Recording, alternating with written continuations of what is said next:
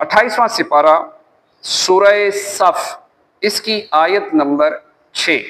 اللہ رب العزت کا فرمان عالی شان ہے، وَإِذْ قَالَ عِيسَى ابْنُ مَرْيَمَ يَا بَنِي إِسْرَائِيلَ إِنِّي رَسُولُ اللَّهِ إِلَيْكُمْ۔ اور یاد کرو جب عیسیٰ بن مریم نے کہا، اے بنی اسرائیل، میں تمہاری طرف اللہ کا رسول ہوں، مصدقا لما بین یدی من التوراہ، اپنے سے پہلی کتاب توریت کی تصدیق کرتا ہوا، وَمُبَشِّرًا بِرَسُولٍ يَأْتِي مِن بَعْدِ اسْمُهُ احمد، اور ان رسول کی بشارت سناتا جو میرے بعد تشریف لائیں گے، ان کا نام احمد ہے۔ فَلَمَّا جَاءَهُم بِالْبَيِّنَاتِ قَالُوا هَذَا سِحْرٌ مُبِينٌ، پھر جب احمد ان کے پاس روشن نشانیاں لے کر تشریف لائے، بولے یہ کھلا جادو ہے۔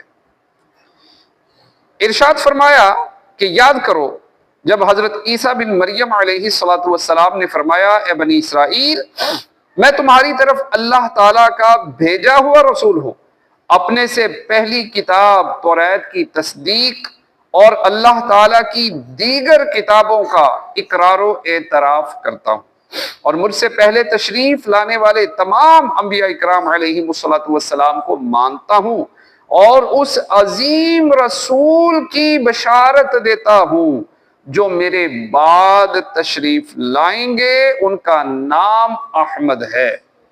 اللہ تعالیٰ ارشاد فرماتا ہے کہ پھر جب وہ احمد کفار کے پاس روشن نشانیاں اور معجزات لے کر تشریف لائے تو انہوں نے یہ کہا کہ یہ تو کھلا جادو ہے۔ حضرت ابو موسیٰ اشعری رضی اللہ تعالیٰ عنہ فرماتے ہیں کہ رسول کریم صلی اللہ تعالیٰ علیہ وآلہ وسلم نے ہمیں نجاشی بادشاہ کے ملک میں جانے کا حکم فرمایا۔ جب ہم اس کے پاس گئے تو نجاشی بادشاہ نے کہا، میں گواہی دیتا ہوں کہ محمد مصطفیٰ صلی اللہ تعالیٰ علیہ وآلہ وسلم اللہ تعالیٰ کے رسول ہیں، اور وہی رسول ہیں جن کی حضرت عیسیٰ علیہ السلام نے بشارت دی۔ اگر مجھ پر امور سلطنت کی پابندیاں نہ ہوتی تو میں ان کی خدمت میں حاضر ہو کر نالین اٹھانے کی خدمت بجا لاتا۔ حضرت عبداللہ بن سلام رضی اللہ تعالیٰ عنہ فرماتے ہیں، توریت میں سرکار دو عالم صلی اللہ تعالیٰ علیہ وآلہ وسلم کی صفت مذکور ہے، اور یہ بھی کہ حضرت عیسیٰ علیہ السلام آپ کے پاس مدفون ہوں گے۔ ابو مودود نے کہا کہ روضہ اقدس میں ایک قبر کی جگہ باقی ہے۔ حضرت کعب احبار رضی اللہ تعالیٰ عنہ سے مروی ہے کہ حواریوں نے حضرت عیسیٰ علیہ السلام سے عرض کی، یا روح اللہ، کیا ہمارے بعد اور کوئی امت بھی ہے؟ آپ نے فرمایا، ہاں، احمد مجتبی صلی اللہ تعالیٰ علیہ وآلہ وسلم کی امت ہے۔ وہ لوگ حکمت والے، علم والے، نیکوکار اور متقی ہوں گے، اور فقہ میں انبیاء اکرام علیہ السلام کے نائب ہوں گے، اللہ تعالیٰ سے تھوڑے رزق پر راضی رہنے والے ہوں گے، اور اللہ تعالیٰ ان کے تھوڑے عمل پر راضی ہوگا۔ اس آیت کی مناسبت سے یہاں 5 باتیں ذکر کی جاتی ہیں۔ حضرت عیسیٰ علیہ السلام کی ماں کی طرف نسبت کی گئی، اس سے معلوم ہوا حضرت عیسیٰ علیہ السلام بغیر باپ کے پیدا ہوئے۔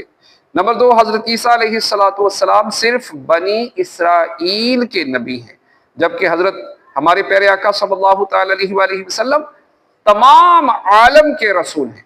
حضور اقدس صلی اللہ تعالیٰ علیہ وآلہ وسلم آخری نبی ہیں، کیونکہ حضرت عیسیٰ علیہ السلام نے صرف آپ کی بشارت دی ہے۔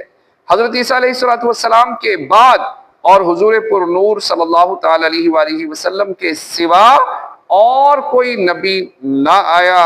اور نمبر 5، حضور انور صلی اللہ تعالی علیہ وآلہ وسلم کا نام آپ کی تشریف آوری سے پہلے ہی مشہور ہو چکا تھا، کیونکہ بنی اسرائیل کو باقاعدہ بتا دیا گیا تھا۔ اللہ پاک کی بارگاہ میں دعا ہے جو پڑھا سنا عمل کی توفیق